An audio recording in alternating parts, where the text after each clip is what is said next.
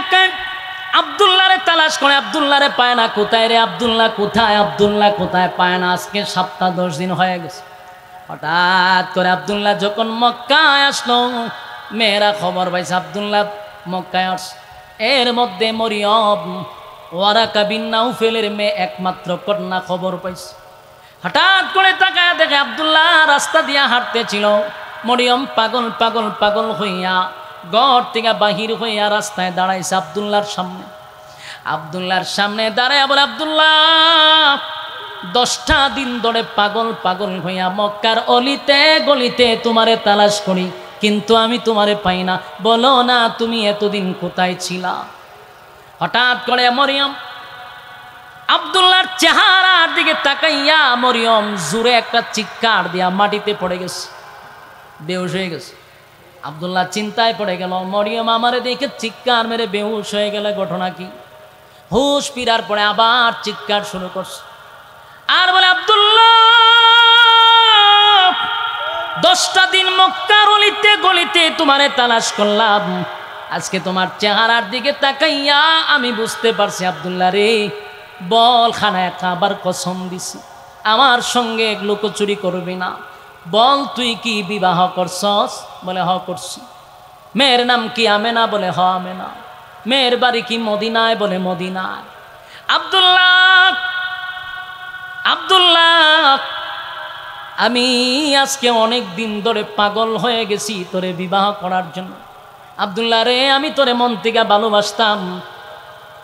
যেদিন তোর আব্বা তোরে জবাই করার জন্য খানায় কাবার সামনে দাঁড়াইছিল, 80 জন মেয়ে তোর বাড়ি লইয়া দাঁড়াইছিল প্রতিবাদ করার জন্য।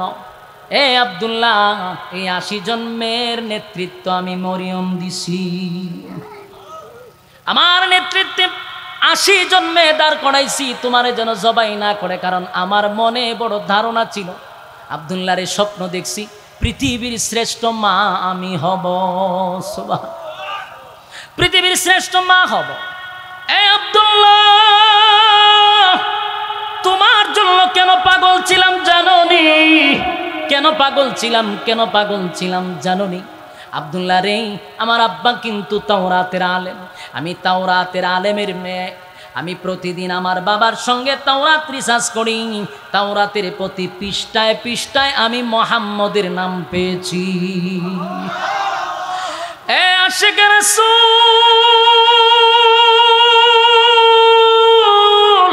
প্রতিটা কথা দিলের কান লাগায় শুনবেন। আল্লাহর পয়গম্বর দুনিয়াতে এখন আসে নাই, অলৌকিক ঘটনা শুরু হয়ে গেছে এর আগেই। যুবক ভাইরা আমার, নবীর শান কারে কয়? নবীর শান কত প্রকার, যদি শেষ পর্যন্ত থাকেন তাহলে আজকে নবীর শান শুনা যাবেন ইনশাআল্লাহ। নবীর শান কারে কয়, কত প্রকার ও কি কি, দিলের কান লাগায় শোনার চেষ্টা করুন। এবার মরিয়ম বলেন, আমি যখন তাওরাত পড়তাম, তাওরাতের প্রতি পৃষ্ঠায় আমি মুহাম্মদের নাম পেয়েছি, আর সেই মুহাম্মদের নূর আমি আব্দুল্লাহ তোমার মধ্যে দেখতে পাইতাম। তাই আমার মনে চাইছিল তোমারে যদি বিবাহ করি আমি পৃথিবীর শ্রেষ্ঠ মা হব। এ আব্দুল্লাহ, আজকে তাকায়া দেখি সেই নূর তোমার চেহারার মধ্যে নাই গো। আমি বুঝতে পারছি এই নূর তো বিবাহ ছাড়া যাবে না। নির্ঘাত তুমি বিবাহ করছ। আব্দুল্লাহ রে, আমি তোমার জন্য পাগল ছিলাম, তোমার রূপ দেখে নয়, আমি মুহাম্মদের মা হইতে চাইছি, পৃথিবীর শ্রেষ্ঠ মা। এ আব্দুল্লাহ, যেহেতু আমি পৃথিবীর শ্রেষ্ঠ মা হইতে পারলাম না, আজকে ওয়াদা দিলাম, খানায় কাবার কসম করলাম, আর কোনো দিন আমি মরিয়ম বিবাহ বসব না। এ যুবক ভাইরা, আমেনার গর্বে যখন আমার নবী চলে আসলো, 6টা মাস হতে না হতে আব্দুল্লাহ দুনিয়ার থেকে বিদায় হয়ে গেল। মা আমেনা 6 মাসের যখন গর্ভ ধারণ করলো, এর ভিতরে আব্দুল্লাহ চলে গেছে। এবার আমেনা বিধবা হয়ে গেল। বিধবা অবস্থায় যখন আমেনা নিজের কাহিনীটা মানুষকে শোনায়া দেয়, পৃথিবীর মানুষেরা রে, কেমন সন্তান আমার পেটে আসছে শোনো।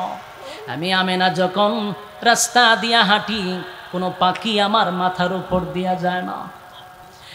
আশিক রাসূল নবীর শানকারে কয়, নবীর শানকারে কয়, দিলের কান লাগায়া শোনো। আমেনা বলে শুধু তাই নয়, আমি যখন কলস নিয়ে পানি আনতে যাই, আগের জামানায় টিউবওয়েল ছিল না, কূপের থেকে পানি তুলতে হয় রশি দিয়া। আমেনা বলেন আমি কূপের পাড়ে গেলে পানি অটোমেটিক আমার সামনে চলে আসতো, রশি লাগতো না, টানতে হইতো না। শুধু তাই না, আমেনা রাস্তা দিয়ে যায়, মানুষ দেখে এত গ্রান, এত গ্রান, এত গ্রান, এত গ্রান। আরবের মানুষেরা সমালোচনা করতে লাগলো, আব্দুল মুত্তালিবের ছেলে তো মারা গেল, আমেনা তো বিধবা, বিধবা নারী শরীরের মধ্যে এত গ্রান লাগাইয়া রাস্তা দিয়া হাঁটে। চতুর্দিকে সমালোচনা শুরু হইল। আব্দুল মুত্তালিবের কানে আসলো, তোমার বৌমা তো বিধবা হয়ে গেছে, তারে বলবা সে যেন এত মজার গ্রান লাগাইয়া রাস্তা দিয়া যেন না হাঁটে। আর এটা এমন গ্রান, মক্কার কোথাও এই সুগন্ধি পাওয়া যায় না। এবার আব্দুল মুত্তালিব রাসূলের দাদিরে বলল, তোমার বৌমারে বলবা সে যেন গ্রান না লাগায়, আতর ব্যবহার না করে। তবে বিধবা মানুষ সমালোচনা করে, আমার ইজ্জত যায়। রাসূলের দাদি বললেন, মা তোমার শ্বশুর হলো মক্কার একজন সর্দার মাতব্বর, তার একটা সম্মান আছে। মাগো তোমার স্বামী নাই, তুমি কিন্তু এত গ্রানের আতর ব্যবহার করবা না। এবার আমেনা বলে, মা আমি আপনাদেরকে জানাইতে চাই, একটু আমার সঙ্গে আসেন। রাসূলের দাদিরে কাছে নিয়ে তুতু ফালাইছে। মা এখন কি গ্রান কমছে না বাড়ছে? রাসূলের দাদি বলেন, পুরা গড়টা যেন সুগ্রানে মুখরিত হয়ে গেছে। এবার বাথরুমে নিয়ে বলেন, মা দাঁড়ান, যেখানে গোসল করি সেখানে আসেন। সেখানে যাওয়ার পরে দেখ গ্রান আরো বাড়ছে। মাগো যেই গ্রান আপনারা শুনছেন, যেই গ্রান আপনারা পাইতেছেন, এটা দুনিয়ার কোনো আতর নয়, আমি টাকা দিয়া কিনে শরীরে লাগাই নাই গো মা। এই গ্রান আমার পেটের ভিতর থেকে আসে, জুরে কোন সুবহান। আমেনা বলেন, মা আমার শরীর থেকে গ্রান বাহির হয়, আমার মুখ থেকে গান বাহির হয়। শুধু তাই নয়, আমি রাস্তা দিয়া গেলে গাছ পর্যন্ত আমারে সালাম দেয়। যুবক ভাইরা আমার, এবার আসুন, যেদিন রাসূল দুনিয়াতে আসবে, কবে আসবে? কেউ বলে 8 তারিখ, কেউ বলে 12ই রবিউল আউয়াল, ঠিক নেই? এই 12ই রবিউল আউয়াল মাসে শুবে সাদিকের সময় রাসূল দুনিয়াতে পদার্পণ করছে সোমবার দিনে। সত্য না মিথ্যা? 100% সত্য। হয় 8 তারিখ হয়তো 12 তারিখ, কিন্তু সোমবার দিন শুবে সাদিকের সময় রাসূল দুনিয়াতে পদার্পণ করছে। সুবহান। যুবক ভাইরা, রবিউল আউয়াল মাসে রাসূল দুনিয়াতে আসার কারণে আমরা খুশি না বেজার? কথা হয় না দি? এই রবিউল আউয়াল আসলে আপনারা যেমন খুশি, আমরাও খুশি, ঠিক কিনা? না আপনারা বেজার? হ্যাঁ কথা কই না দি? খুশি না বেজার? রবিউল আউয়াল এলে হৃদয়ের দুয়ার খুলে, রবিউল আউয়াল এলে হৃদয়ের দুয়ার খুলে, চরিয়ে তব নামের খুশবু ফুল। ইয়া মুহাম্মদ মুহাম্মদ মুহাম্মদ রাসূল, ইয়া মুহাম্মদ মুহাম্মদ মুহাম্মদ রাসূল। চলতনি? হ্যাঁ কথা বলেন, চলতনি? আমার সাথে কইতে বতা বলেন, ইয়া মুহাম্মদ মুহাম্মদ মুহাম্মদ রাসূল, ইয়া মুহাম্মদ মুহাম্মদ মুহাম্মদ রাসূল। রবিউল আউয়াল এলে হৃদয়ের দুয়ার খুলে, রবিউল আউয়াল এলে হৃদয়ের দুয়ার খুলে, চড়িয়ে তব নামের খুশবু ফুল। ইয়া মুহাম্মদ মুহাম্মদ মুহাম্মদ রাসূল, জুড়ে ইয়া মুহাম্মদ মুহাম্মদ মুহাম্মদ রাসূল। আরবের খুশি সবই আরবের খুশি সবই এসেছেন ধরাই নবী আরবের খুশি সবই এসেছেন ধরাই নবী আদারে দার কুলে আজ উঠেছে নূরের রবি আদারে দার কুলে আজ উঠেছে নূরের রবি মোহাম্মদ নামে বাজে না তেরা সুল ইয়া মোহাম্মদ মোহাম্মদ মোহাম্মদ রাসূল জুড়ে ইয়া মোহাম্মদ মোহাম্মদ মোহাম্মদ রাসূল রবিউল আউয়ালে হৃদয়ের দুয়ার খুলে রবিউল আউয়ালে হৃদয়ের দুয়ার খুলে ছড়িয়ে তব নামের খুশবু ফুল ইয়া মুহাম্মদ মুহাম্মদ মুহাম্মদ রাসূল ইয়া মুহাম্মদ মুহাম্মদ মুহাম্মদ রাসূল আমারি মন বিজনে দিদারে স্বপ্ন বুনে আমারি মন বিজনে দিদারে স্বপ্ন বুনে আশেকের দাও দেখা দাও শয়নে হৃদয় কোণে কতক্ষণ ঠিক না আমরা গাইতে পারিনি কিছু কতক্ষণ না দি আমরা সাথে আওয়াজ দিতে খালি আমরা বলে শান গাই না শান তো গাও আজকে কতক্ষণ না দি তবে গান গায়া শান না এটা বুঝার দরকার আছে কথা হয় না এলে আমার সাথে কইতেই বলুন ইয়া মুহাম্মদ মুহাম্মদ মুহাম্মদ রাসূল ইয়া মুহাম্মদ মুহাম্মদ মুহাম্মদ রাসূল আমারি মন বিজনে দিদারে স্বপ্ন বুনে আমারি মন বিজনে দিদারে স্বপ্ন বুনে আশেকের দাও দেখা দাও শয়নে হৃদয় কোণে আশেকের দাও দেখা দাও শয়নে হৃদয় কোণে তোমারি প্রেমে সদা তাকি মশগুল ইয়া মুহাম্মদ মুহাম্মদ মুহাম্মদ রাসূল ইয়া মুহাম্মদ মুহাম্মদ মুহাম্মদ রাসূল রবিউল আউয়ালে হৃদয়ের দুয়ার খুলে রবিউল আউয়ালে হৃদয়ের দুয়ার খুলে ছড়িয়ে তব নামের খুশবু ফুল ইয়া মুহাম্মদ মুহাম্মদ মুহাম্মদ রাসূল ইয়া মুহাম্মদ মুহাম্মদ মুহাম্মদ রাসূল এ রবিউল আউয়াল মাস সুবে সাদিকের সময় দুনিয়াতে রাসূল পদার্পণ করছে খুশি রে আমরা বড় খুশি আমরা বেজার না আনন্দিত আনন্দিত শুধু আমরা কেন আসমান আনন্দিত জমিনটাও আনন্দিত সূর্য চন্দ্র গ্রহ নক্ষত্র পাহাড় পর্বত সাগর নদী নালা খাল বিল কীট পতঙ্গ আমার নবীর আগমনে সবাই তো আনন্দিত আল্লাহর নবী দুনিয়াতে আসার পরে আম্মা জান আমেনা বলে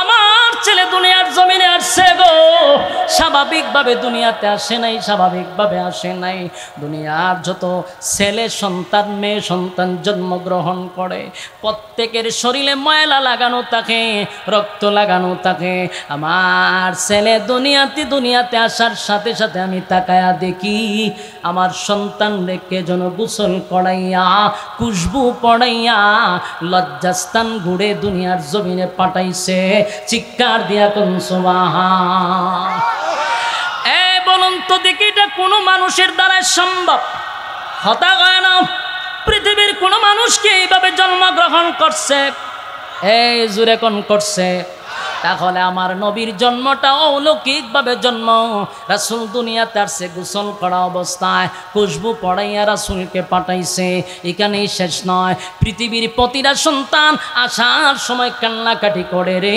আম্মা জান বলে আমার ছেলেও কাঁদছে কিন্তু পৃথিবীর মানুষের কান্না আর আমার ছেলের কান্না একরকম নয় আমি তাকায়া দেখি আমার ছেলে দুনিয়াতে আসার সাথে সাথে আমার সন্তান আল্লাহর কুদরতি পায় সেজদায় পড়ে গেছে আমি তাকায়া দেখি সেজদায় পড়ে কান্দে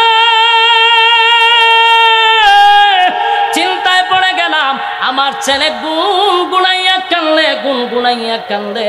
আমি গইরাইয়া কাছে গেলাম, গিয়া দেখি আমার ছেলে বলে রব্বি হাবলি উম্মতি। এই একটা জবান বন্ধ রাখবেন না, বলুন আল্লাহু আকবার। এ আশিকে রাসূল, নবীর শান কারে কয় গো?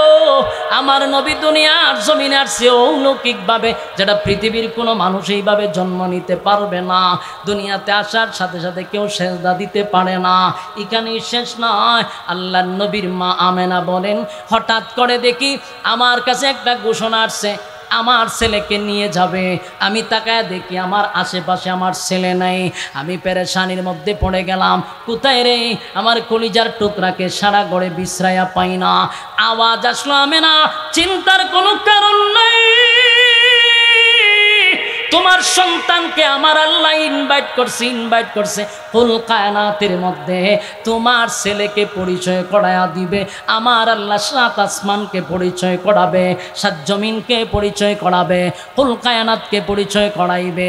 কারণ নবী জন্মের পরে যখন কোনো সৃষ্টি যেন এই কথা বলতে না পারে মুহাম্মদকে চিনি না, এমন কোনো মাখলুক যেন না থাকে। তাই আমার নবীরে সাত আসমান ভ্রমণ করাইল, সাত জমিন ভ্রমণ করাইল, কুল কায়নাত ভ্রমণ করাইয়া আমার নবীরে আবার মার কাছে ফিরাইয়া দিছে। জুরে কোন সুবহান। বলুন এটা কোনো মানুষের দ্বারাই সম্ভব? হ্যাঁ আশিকে রাসূল, জুরে কোন সম্ভব? পৃথিবীর কোনো মানুষ জন্মের পরে পৃথিবী ভ্রমণ করছে? কথা হয় না, আওয়াজ দিতে হবে। আমার নবীর দ্বারাই সম্ভব এইভাবে অলৌকিক ঘটনা। শুধু তাই নয়, আবু তালেব বলেন আমি তাকায়া দেখি আমার বাতিজারে কুলে নিব, আমার বাতিজা শুধু চতুর্দিকে মাথা লাড়ায়। আর সহ্য হয়ে গেলাম, আমি আমার বাতিজার চেহারার দিকে তাকায় আসি, বাতিজা আমার চেহারার দিকে তাকায় না, ডাইনে মাথা লড়ায় বামে লড়ায়। হঠাৎ করে তাকায়া দেখি সূর্য চন্দ্রটাও ডাইনে লড়ে বামে লড়ে। আর সূর্য হয়ে গেলাম, চন্দ্র ডাইনে বামে লড়ে। শুধু তাই নয়, আমার বাতিজা বামে যদি চেহারা ঘোরায় চন্দ্র বামে যায়, আমার বাতিজা ডাইনে যদি চেহারা ঘোরায় চন্দ্রটা ডাইনে যায়। চিৎকার দিয়া কোন সুবহান। এ আশিকে রাসূল, এটা আমার নবীর শান, এটা আমার নবীর শান, এটা আমার নবীর শান, এটা আমার নবীর শান। পৃথিবীর কোনো মানুষের জন্মের পরে চন্দ্র নবীরে আনন্দ দিছে, কোনো মানুষকে আনন্দ দেয় নাই, আমার নবীরে আনন্দ দিছে। তাই পৃথিবীর কোনো মানুষের জন্য এটা সম্ভব ছিল না, আমার নবীর জন্য সম্ভব ছিল। শুধু তাই নয়, একের পর এক অলৌকিক ঘটনা। হালেমাতুস সাদিয়া যেদিন রাসূলকে নিয়ে যাবে সেদিন অলৌকিক ঘটনা। যেই উটনিটা হাঁটতে পারতো না, নবীরে উঠানোর পরে উটনি এমনভাবে দ্রুত গতিতে দৌড়ায় যেন সমস্ত উটকে পিছনে রেখে উটনি দৌড়াইয়া তায়েফে চলে গেছে। সুবহান। একের পর এক অলৌকিক ঘটনা। শুধু তাই নয়, আমার নবীর জন্মটা অলৌকিক, যা পৃথিবীর কোনো মানুষের দ্বারা এই অলৌকিক ঘটনা ঘটা সম্ভব না, সম্ভব না। যুবক ভাইরা আমার, নবী দুনিয়াতে আসছে খুশি, সবাই খুশি, সবাই খুশি, কেউ কিন্তু বেজান না। আল্লাহর নবীর জন্মটা অলৌকিক। এবার মক্কাতে যখন 40 বছর পূর্ণ হওয়ার পরে মক্কার একটা উঁচু জায়গায় দাঁড়াইয়া হাবিবে কিবরিয়া বলছিল, আজকের পর থেকে বলো লা ইলাহা ইল্লাল্লাহু মুহাম্মাদুর রাসূলুল্লাহ সাল্লাল্লাহু আলাইহি ওয়াসাল্লাম।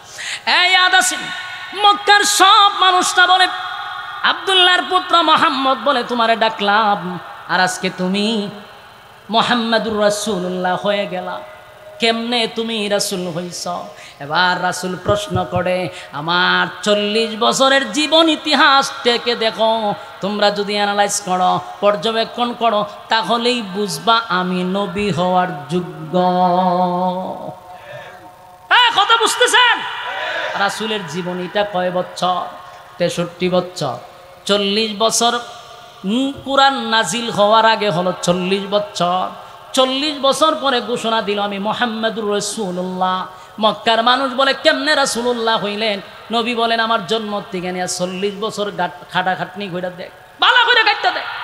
তারা যখন গবেষণা শুরু করলো, 1 নাম্বার গবেষণা হলো নবী দুনিয়াতে যে জন্ম নিয়েছিল তো অলৌকিক জন্ম, যেটা কোনো মানুষের দ্বারাই সম্ভব না। তাহলে এই দিক তাকাইলে উনি নবী হওয়ার যোগ্য। আমার নবী কোনদিন ওনার লজ্জাস্থানের কাপড় সরতে পারে নাই, এটা কোনো মানুষের দ্বারা সম্ভব না। আমার নবীর দ্বারাই সম্ভব ছিল, তাই উনি নবী হওয়ার যোগ্য। কথা হয় না? নবীকে আনন্দ দেওয়ার জন্য চন্দ্র লড়াচড়া করে, এটা কোনো মানুষের দ্বারাই সম্ভব না। নবী হওয়ার জন্য এটাই যোগ্য। কথা হয় না? এটার এর থেকে বড় প্রমাণ কি হইতে পারে? একে একে 40 বছর যখন তারা অ্যানালাইজ করে দেখলো যে কথা তো সত্য, উনি নবী হওয়ার যোগ্য। কিন্তু এর পরেও নবী হওয়ার যোগ্য জানার পরেও অনেক মানুষ সেদিন নবীর হাতে কালেমা পড়ে নাই। কথা ঘন্টি যুবক বাড়া, আশিকের রাসূল 40টা বছর আমার নবীরে সবাই ভালোবাসত, উপাধি দিছে রে আল আমিন। কারণ 40 বছরে আদেশ নাই, নিষেধ নাই, সুদের বিরুদ্ধে বয়ান নাই, ঘুষের বিরুদ্ধে বয়ান নাই, পর্দা নাই, কোন ওয়াজ নসিহত করে নাই, কেউ শত্রুও নাই। যেই মাত্র 40 বছর পূর্ণ হল, আল্লাহর নবী বলেন লা ইলাহা ইল্লাল্লাহ, নেই কোনো মাবুদ আল্লাহ ছাড়া। আজকের পর থেকে গাছের পূজা, মাছের পূজা, জনার পূজা, ল্যাংটার পূজা, এই সমস্ত ভণ্ডামি আজকের পর থেকে সব বাদ। এবার গোলামি চলবে কার?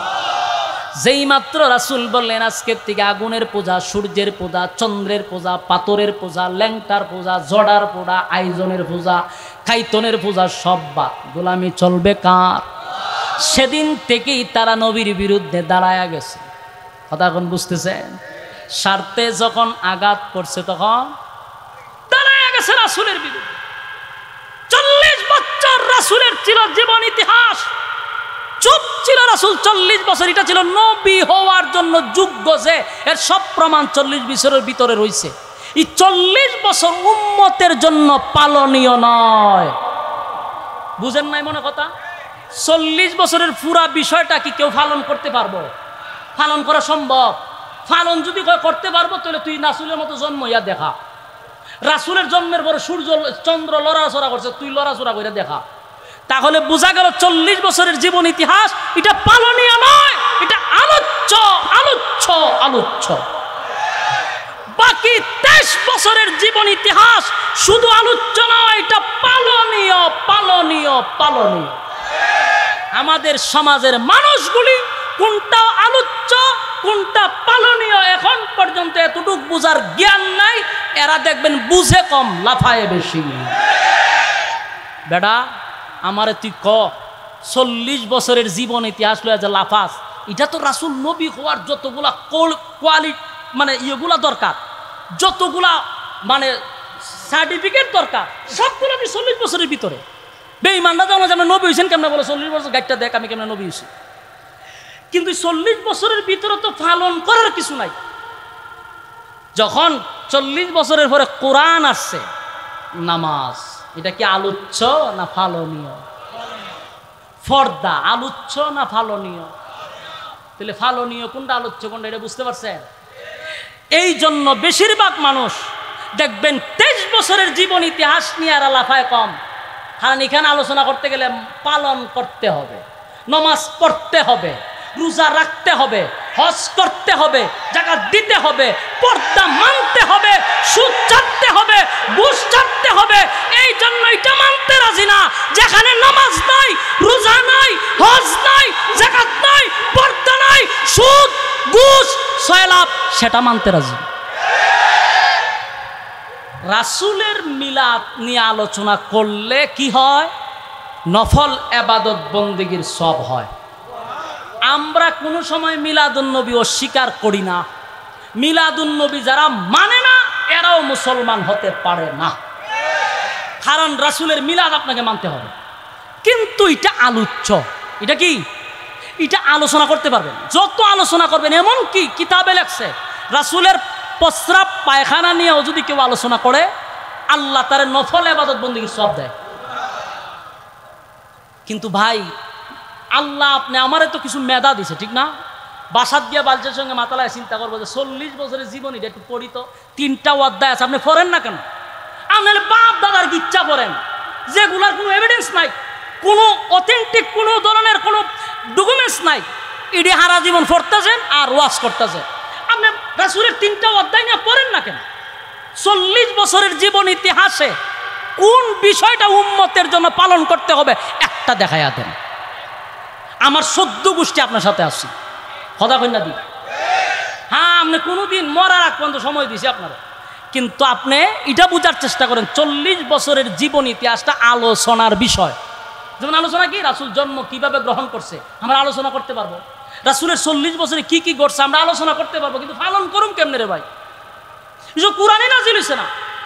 40 বছর পরে 23 বছরের জীবনীটাকে বলা হয় সিরাতুন নবী সাল্লাল্লাহু আলাইহি সাল্লাম। এটা আপনাকে শুধু আলোচনা করলে চলবে না, আপনাকে পালন করতে হবে।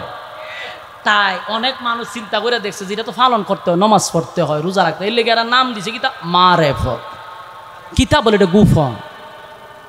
রাসূলের বিদায় ভাষণে কোনো জিনিস কি গুফন রেখে গেছে? জবাব দিবেন।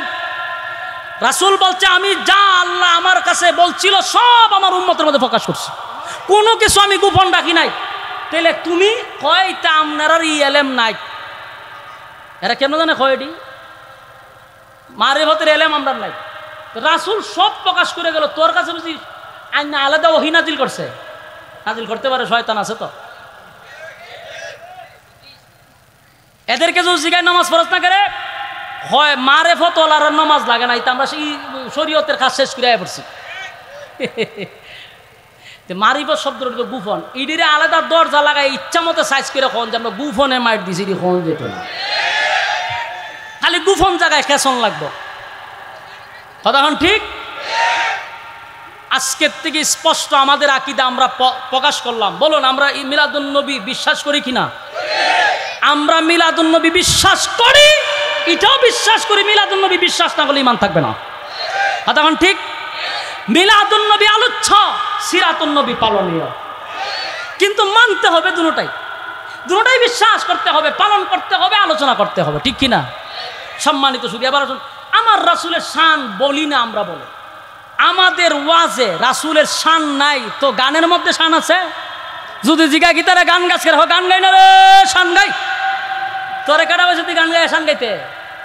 রাসূলের জীবন ইতিহাস আলোচনা কর, সাধারণ মানুষ বুঝতে পারবে। রাসূলের জন্ম বিস্তারিত আলোচনা করতে থাক, মানুষের দিল নরম হয়ে যাবে, ঠিক কিনা? যমক ভাই, শেষ কথাটুকু বলতেছি কারণ প্রচন্ড গরমে আপনারা বড় আগ্রহের সহিত বুঝে আছে। আমার যে আরাম লাগতেছে বিষয়টা এমন না, আমার আরো বেশি কষ্ট হইত, কিন্তু কথাটা শেষ করে দিই। নবী দুনিয়াতে আসার কারণে আমরা খুশি না বেজার? আমরা খুশি, আনন্দিত। নবী যদি দুনিয়াতে না আসতো রে, এই পৃথিবী আমার আল্লাহ এত সুন্দর করত না। নবীর জন্য আমরা এত সুন্দর দুনিয়া পাইলাম। আমার নবীর সুপারিশ ছাড়া হাসরের মাঠে কেউ সুপারিশ করতে পারবে না, কথা হয় না? হাসরের ময়দানে আল্লাহ বলেন নবী গো, একমাত্র হাসরের মাঠে আপনাকে সুপারিশকারী বানাইলাম। আমার নবী ছাড়া হাসরের মাঠে কেউ সুপারিশ করবে না। সেই নবীরে যদি কেউ অস্বীকার করে ঈমান থাকব। তাই আমরা কলিজা দিয়া নবীরে ভালোবাসি। যদি তাই নয়, নবীর বিরুদ্ধে যদি কেউ কথা বলে আমাদের আহলে হক উলামায়ে কেরাম সর্বপ্রথম রক্ত দেয়। বাস্তব না বাস্তব? ইতিহাস বলি না, ইতিহাস আপনারা বললে চলতো না। 2013 সালে শাপলা চত্বরে কেন আলেমরা জমাইতে হয়েছিল? ব্লগাররা যখন নবী বিরুদ্ধে কথা বলছে, নবীকে নিয়ে কুরুক্তি করছে, তখন আমাদের উলামায়ে কেরাম ঝাঁপিয়ে পড়ছিল। সেদিন আপনারা ভাই নাই। বুলাতে যখন নবীর বিরুদ্ধে কুরুক্তি হয়েছে, আমাদের উলামায়ে কেরাম লামার পরে 7 জন শহীদ হয়েছিল। নবীর মহব্বতে তারা জীবন দিছে। বাংলাদেশে অসংখ্যবার রাসূলকে নিয়ে কুটুক্তি করার পরে আমাদের উলামায়ে কেরাম জীবন দিছে, রক্ত দিছে। মহব্বত আমরা করি, রক্ত আমরা দিই। কথা বুঝতেছেন? বিভ্রান্ত ছড়াবেন। এখন আসুন নবী আসার কারণে আসমান খুশি, জমিন খুশি, সূর্য খুশি, চন্দ্র খুশি, সব খুশি, আমরাও খুশি, আপনারও খুশি, ঠিক কিনা? নবী যে বিদায় হয়েছে এই ব্যাপারে আপনার কষ্ট আছে না? এখন কথা বলি না তো, হ্যাঁ? আপনাদের ভূমিকা হলো, আমাদেরও কথা হলো 12ই রবিউল আউয়াল মাসে রাসূল 12 তারিখে আসছে দুনিয়া, ঠিক না? কিন্তু এটাকে অস্বীকার করতে পারবেন 12ই রবিউল আউয়াল সোমবারে রাসূল দুনিয়াতে বিদায় হয়েছে? হ্যাঁ, অস্বীকার করতে পারবেন? এটা যদি আপনি স্বীকার করেন বলে হ্যাঁ হুজুর 12 তারিখ রাসূল আইছে, রাসূল 12 তারিখ দুনিয়াতে গেছে, এটা যদি স্বীকার করেন, আমি আপনার কাছে প্রশ্ন করব, আসার আনন্দের চেয়ে যাওয়ার ব্যথাটা কি কম? হ্যাঁ, সত্যিকারের আশেকে রাসূল যারা, এরা সেই দিনে কান্নাকাটি করার কথা। তাহলে বাদ দেন, আমরা বাদ দেন, এবার আসুন সাহাবায়ে কেরামরা কি করছে। সাহাবায়ে কেরাম যদি 12ই রবিউল আউয়াল সোমবার দিনে যদি আনন্দ মিছিল করে, আমরা করব, আমাদের সমস্ত উলামায়ে কেরাম করবে, আপনাদের সঙ্গে আমরাও করব। সাহাবায়ে কেরামদের ইতিহাস আমরা পড়ে দেখি, হযরত উমর যেদিন শুনছিল আমার রাসূল দুনিয়ার থেকে বিদায় হয়ে গেছে, হযরত উমর তরবারিটা হাতে লইয়া এইভাবে ঘুরাইতেছিল আর বলতেছিল, মদিনার মানুষেরা রে, কেউ যদি আমার সামনে বলবি রাসূল দুনিয়ার থেকে বিদায় হয়েছে, তাহলে জেনেরা এই তরবারি দিয়া তোদের ফয়সালা করব। পাগল পাগল হয়ে গেল হযরত ওমর, পাগলের মতো হইয়া চতুর্দিকে ঘুরাইতে লাগলো। নবী দুনিয়ার থেকে বিদায় হয়েছে, হযরত ওমর এটা মানতে পারে না। কেউ ভয়ে ওমরের সামনে যায় না রে। আল্লাহর নবীর একজন সাহাবী হযরত আবু বকর হযরত ওমরের কাছে কানে কানে গিয়া বলেন, ইন্নাকা মাইতুন ওয়া ইন্নাহুম মাইতুন। হে উমর, আল্লাহ তো বলছে আমার নবীও মরণশীল, মরতে হবে, দুনিয়া ত্যাগ করতে হবে, এটা নবীও, এবং আল্লাহ বলেন দুনিয়ার সমস্ত মাখলুক দুনিয়া থেকে বিদায় হতে হবে, মৃত্যুর স্বাদ সকলেরই গ্রহণ করতে হবে। কথাখন ঠিক। তবে আমাদের ইয়াকিন হলো, আহলে সুন্নাত ওয়াল জামাতের আকীদা হলো, আমার নবী কবরে এখনো জিন্দা আছে। আমরা আমাদের নবীকে হায়াতুন নবী বলে স্বীকার করি, ঠিক কিনা বলেন? নবী হায়াতুন নবী, রওজা শরীফে নবী জিন্দা, সালাম দিলে নবী নিজ কানে শুনে, সুবহানাল্লাহ, এটা আমাদের আকীদা। কিন্তু দুনিয়া ছাড়তে হবে, কথাখন ঠিক। হযরত ওমর তরবারিটা হাতে লইয়া বলতেছেন, না আমার নবী বিদায় হয়েছে, এমন কথা বলা যাবে না।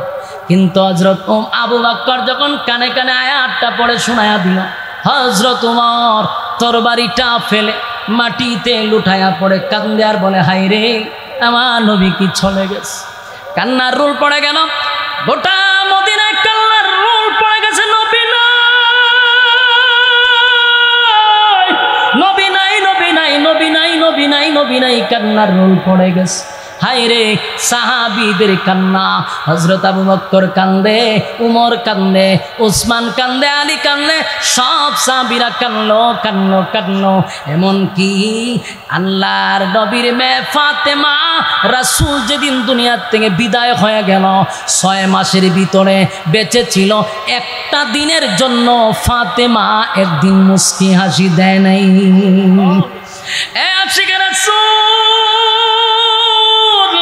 নবী দুনিয়ার থেকে বিদায় হওয়ার পরে আবু বকর কাঁদতে কাঁদতে কলিজা পুড়ে গেছে, মুখ দিয়া দুর্গন্ধ আসতো, কলিজা পুড়ে গেছে, খালি চিৎকার দিয়া বলতো, হায় রে, আমার নবী নাই, নবী নাই, নবী নাই। আবু বকর কাঁদতে কাঁদতে কলিজা পুড়ে গেছে, চোখ দিয়া দাগ পড়ে গেছে, চোখ দিয়া পানি আসে না, রক্ত চলে আসে, এমন কান্নাটা কান্নলো। সাহাবীদের ইতিহাস দেখে কোথাও পাইলাম না একটা দিনে তারা মিছিল মিটিং করত, দিন শেষে তারা জিলাপি আর বিরিয়ানি খাইয়ে আনন্দ মিছিল করত, কোনো ইতিহাসে পাই নাই। পাইছি শুধু কান্নার রুল পড়ে গেছে, কান্নার রুল পড়ে গেছে। হ্যাঁ, দুনিয়াতে যখন রাসূল বিদায় হয়ে গেল, রাসূলকে যখন রওজা শরীফে শোয়া দিল, এর কিছুদিন পরে নবীর একজন আশেক বেলাল, হাবশি বেলাল, হাবশি বেলাল কালো ছিল, চেহারাটা সুন্দর ছিল না। এমন কুচ্ছিত বেলাল, এত নিম্ন শ্রেণীর একজন লোক ছিল, তার বাবাও ছিল গোলাম, সেও গোলাম। মানুষের কাছে তার মূল্যায়ন না থাকলেও আমার মালিকের কাছে বেলালের সম্মান অনেক বেশি। বেলাল বলে, এক মদিনার মানুষেরা শুন, আমি মদিনায় যখন আজান দিছি, আমার নবীর পিছনে আমি একামত দিয়া নামাজ পড়ছি, আমি মুয়াজ্জিন, আমার নবী ইমাম রে। আজকে আমার নবী দুনিয়ার থেকে চলে গেছে, আমি যদি আজান দেই আর আমার নবীর চেহারাটা না দেখি, আমি বেলালের কলিজা পেটে জাগাতি শেষ হয়ে যাবে। তাই আমার আর মদিনায় থাকতে ইচ্ছা নাই। মদিনার অলিতে গলিতে আমি যেদিকে তাকাই, আমি দেখি আমার নবী এই রাস্তা দিয়ে হাঁটছে গো। আমার নবী এই জায়গায় বসে আমাদেরকে বয়ান করছে, আমার নবী অমুক রাস্তা দিয়ে হাঁটছে। আমি এইগুলো আমার চোখের সামনে আমি আর বরদাস্ত করতে পারি না। নবীর বিরহ বেতায় বেলাল আর মদিনায় থাকতে পারলো না। মদিনায় থাকলো না কেন? কারণ বেলাল চিন্তা করলো আমি এখানে থাকলে নবীর স্মৃতি আমার সামনে ভেসে আসবে। তাই বেলাল একদিন গাট্টি গুট্টা সব লইয়া মদিনা ছেড়ে সুদূর দামেস্কে চলে গেছে। এটা নবীর প্রতি মহব্বত আর মায়ায় বেলাল মদিনায় থাকতে পারলো না, দামেস্কে চলে গেছে। এই যুবক ভাইরা, রাসূলের ইতিহাস, সাহাবায়ে কেরামদের জীবনী পড়ে দেখছি, গোটা মদিনায় কেল্লার রোল পড়ে যাইতো। মদিনায় বেলাল থাকলো না, চলে গেল। কিন্তু বেলালও বেশি দিন থাকতে পারলো না। 6 মাস হয়ে গেল। বেলাল স্বপ্নে দেখে আমার নবী বেলালের কাছে আইসা বলে, বেলাল রে, ও বেলাল, 6টা মাস হয়ে গেল মদিনায় তুই আজান দিস না। বেলাল রে, একবারও কি মন চায় না আমার রওজার সামনে দাঁড়াইয়া তুই আমারে সালাম দিবি? বেলাল, সব সাহাবীর সালাম পাই, আমার বেলালের সালাম আমি পাই না। বেলাল রে, কেমনে রে বেলাল তুই আমারে ভুইলা গেলি? এ বেলাল, আমি নবীর কথা কি তোর মনে পড়ে না? যেই মাত্রই স্বপ্ন বেলাল দেখছে, ঘুম থেকে জাগ্রত হইয়া বেলাল হাউ মাউ করে কান্না শুরু কইরা দিছে। আর একটা সেকেন্ড দেরি করে নাই বেলাল, একটা সেকেন্ড দেরি করলো না। আবার গাট্টি গুট্টা লইয়া মদিনার দিকে বেলাল রওনা দিছে রে। নবী আয়েশা বলতে সালাম দেওয়ার জন্য। তাই দামেস্কের থেকে মদিনার দিকে রওনা দিল। যেই মাত্র মদিনার দ্বার প্রান্তে ঢুকে গেছে, কয়েকজন সাহাবী বেলালকে দেখা দৌড়াইয়া মদিনার অলিতে গলিতে খবর ছড়াইয়া দিছে, তোমরা কারা গো? দেখো না, বেলাল কিন্তু মদিনায় চলে আসছে, নিশ্চয়ই আমার নবীও চলে আসছে। পাগল হয়ে গেছে, মদিনার মানুষটা পাগল হয়ে গেছে। এবার বেলাল মদিনায় এসে দৌড়াইয়া নবীর রওজার সামনে গিয়া, আসসালাতু ওয়াসসালামু আলাইকা ইয়া রাসূলুল্লাহ, আসসালাতু ওয়াসসালামু আলাইকা ইয়া হাবিবাল্লাহ, নবীরে সালাম দেয়। বেলাল গইরাইয়া গইরাইয়া কান্নার বলে, নবী গো, আমি বেলাল, আপনি নবীরে বলি নাই গো নবী, আমি কি আপনারে বইলা থাকতে পারি? নবীজি, আপনি দুনিয়ায় থাকতে বলছিলেন আমার পায়ের আওয়াজ আপনি জান্নাতের মধ্যে পাইছেন, আমার আপনি মহব্বত করতেন। আগো নবীজি, আমি আপনারে বলি নাই, আমি আপনার বিরহ বেতাতে সহ্য করতে পারি না গো নবী, আপনার মায়া আমি সহ্য করতে পারি না। যেদিকে তাকাই গো নবী, শুধু আপনার স্মৃতি আমার চোখে বাস। তাই তো আমি দেশ ছেড়ে ভিন্ন দেশে চলে গেছি। আবার নবীরে সালাম দেয়, সালাম দিয়া বেলাল চুকির পানি ছেড়ে দিয়া আবার দামেস্কের দিকে রওনা দেয়। মদিনার মানুষ বলে, বেলাল রে থামাও, ওই দেখ বেলাল আবার দামেস্কে চলে যায় গো। দৌড়াইয়া সবাই হাসাইন আর হুসাইনের কাছে গিয়া বলে, ও হাসাইন আর হুসাইন, আমরা কত বলছি বেলাল রে একটু দাঁড়ানোর জন্য, কিন্তু আমরা বেলালকে থামাইতে পারি নাই। তুমি হাসাইন আর হুসাইন নবীর নাতি হইয়া যদি বেলাল রে বলো তাহলে বেলাল দাঁড়াবে। সবার আবদার শুনিয়া হাসাইন আর হুসাইন দৌড়াইয়া বেলালের কাছে গিয়া দাঁড়াইছে। বেলাল রে বলে, বেলাল, মদিনার মধ্যে 6টা মাস হয়ে গেল, আপনি বেলালের আজান কিন্তু আমরা শুনতে পাই না। বেলাল, একটু আজান দেন, আমরা শুনি। আমার নানা দুনিয়ার থেকে বিদায় হওয়ার পর আপনি বেলালের আজান শুনি না, একটু আজান দেন। হযরত বেলাল তাকায়া দেখে যেইভাবে দুই ভাই 2টা হাতে বেলালে ধরছে। হযরত বেলাল চিন্তা করল, এই 2 সাহাবী সাধারণ কোন সাহাবী নয়, নবীজির কলিজার টুকরা সাহাবী, নবীজির কলিজার টুকরা নাতি। এই 2 নাতি যদি আমার নবীরে কোনো আবদার করছে রে, আমার নবী কোনোদিন হাসাইন আর হুসাইনের আবদার ফেরত দেয় নাই। তাই বেলাল চোখের পানি ছেড়ে দিয়া বলে, হাসাইন আর হুসাইন, তোমরা আমার আবদার করছো, আমি তোমাদের আবদার রাখবো, কিন্তু আমার মনে কষ্ট, আমি যদি আমার নবীরে মুহাম্মদুর রাসূলুল্লাহ বললে না পাই। বেলাল যখন আজান দিতে লাগলো, আশহাদু আন্না মুহাম্মাদুর রাসূলুল্লাহ বলল, এই পর্যন্ত আসার পরে হযরত বেলাল বেহুশ হইয়া জমিনে পড়ে গেছে। আর আল্লাহ বেলালের গলার মধ্যে এত পাওয়ার দিছিল, এত পাওয়ার, এত পাওয়ার, এত পাওয়ার, এত পাওয়ার, খালি গলায় বেলাল যখন আজান দিত প্রায় 40 কিলোমিটার পর্যন্ত আওয়াজ আল্লাহ পৌঁছায়া দিত।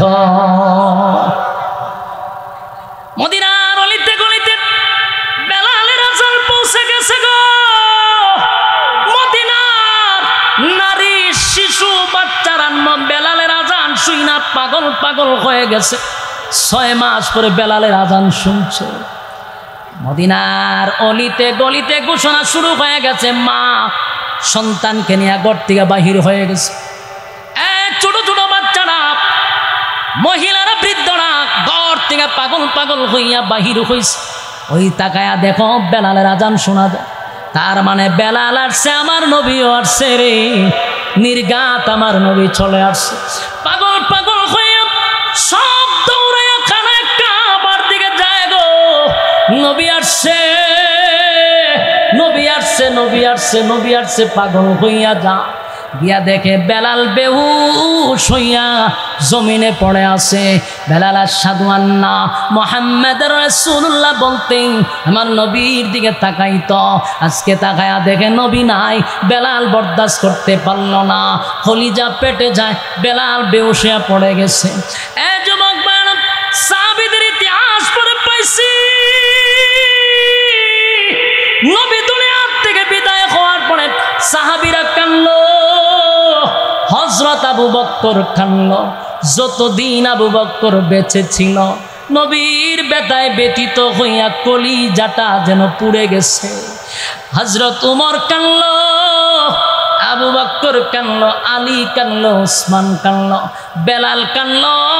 আর 1400 বছর পরে নবীর ওফাতুন নবীর দিনে কেমনে রে আনন্দ মিছিল করি, ফিকাবের মধ্যে বক্স লাগাইয়া ডিজের মতো নাচানাচি করি, এটাকে আমি আশেকে রাসূল বলতে পারি না।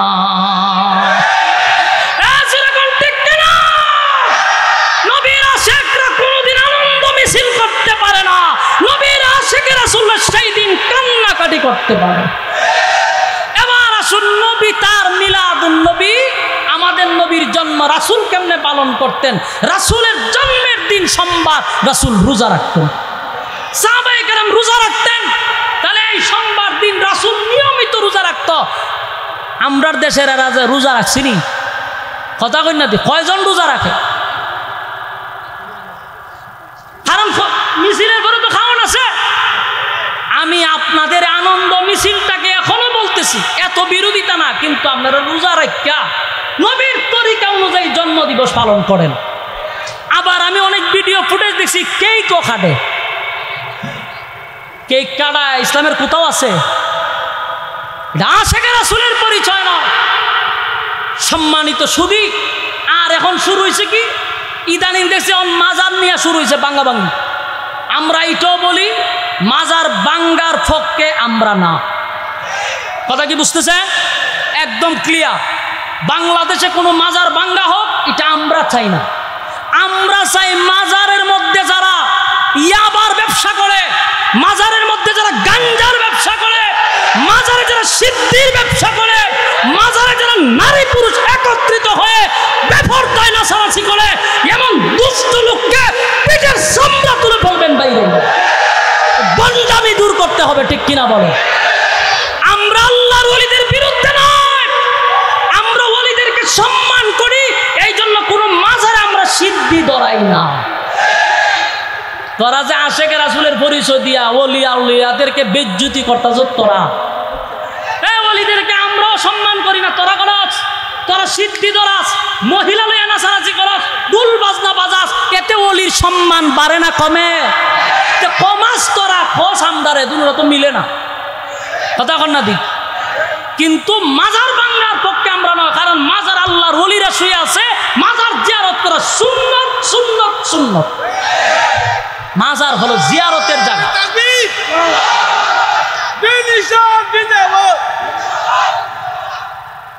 বলুন মাজার কিসের জায়গা? জিয়ারতের জায়গা। বলুন মাজার কিসের জায়গা? মাজার জিয়ারতের জায়গা। আমি নিজেও মাহফিলটা বিলে গেলে শাহজালাল মাজারের সাইডে বাড়ে গেলে আমি জিয়ারত করি, শাহপারানে গেলে জিয়ারত করি। ভাই আমরা তো জিয়ারত করা সুন্নত আমরা জানি, কিন্তু আমরা যে বিরোধিতা করি মাজারের ওলির বিরুদ্ধে নয়, মাজারে যে বন্ডামি হয় বন্ডামির বিরুদ্ধে। আর এই কথা মরার আগ পর্যন্ত বললে যাবো, এটা বন্ধুই তো না।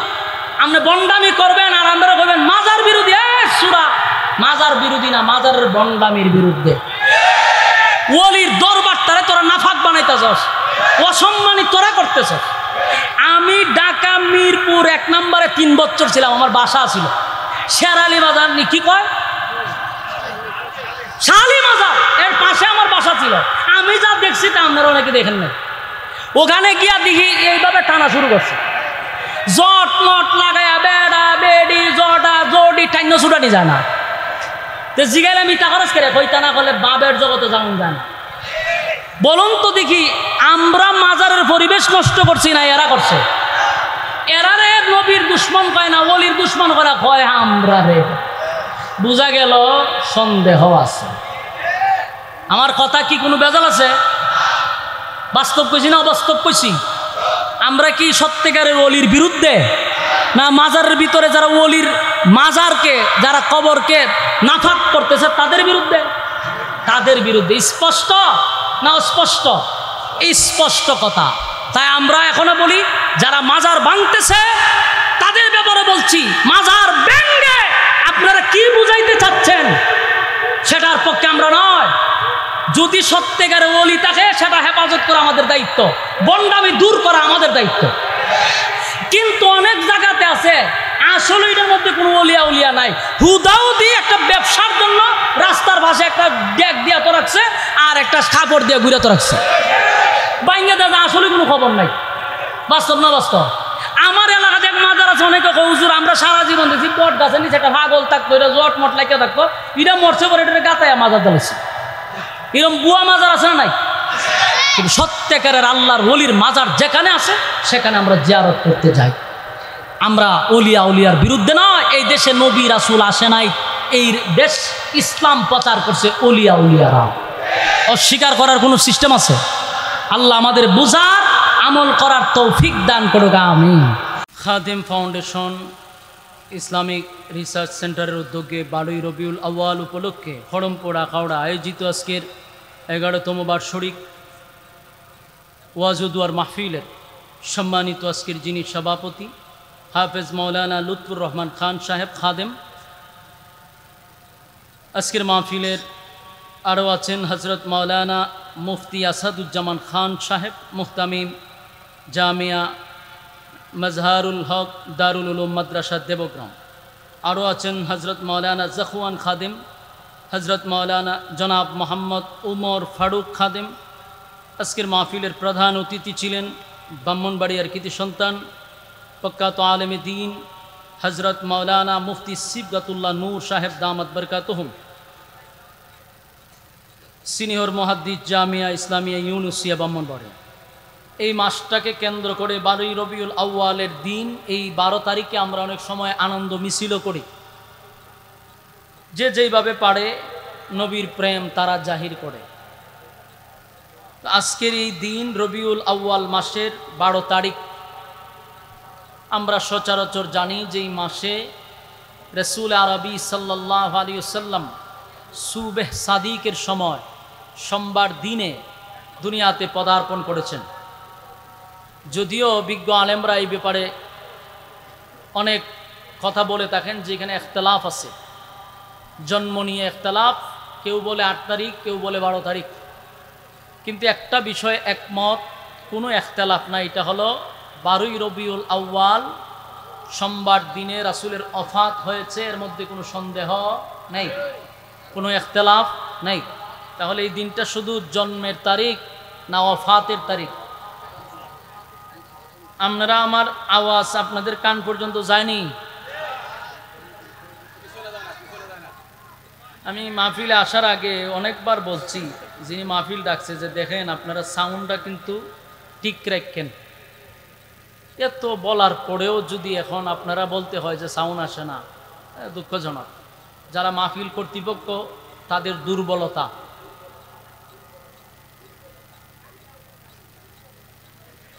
না আমরা আসলে আওয়াজ কমে যায়, কি কইতাম?